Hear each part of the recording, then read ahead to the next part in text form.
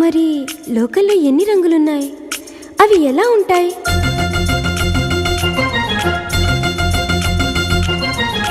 బుగ్గ మీద వెచ్చని సిగ్గు వచ్చినప్పుడు దానిని అడుగు, ఎర్రదనం అంటే చెబుతుంది. పెదవి కొమ్మ పూసిన పువ్వు అందమైన నీ చిరునవ్వు, తెల్ల రంగు అట్టా ఉంటుంది. నీలో నిలువున పులకలు రేగిన వేళ నువ్వే పచ్చని పైరువు అవుతావమ్మా.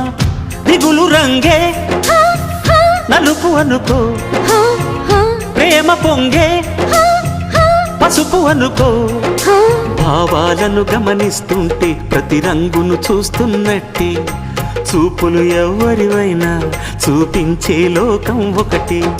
నేస్తమా ఇద్దరి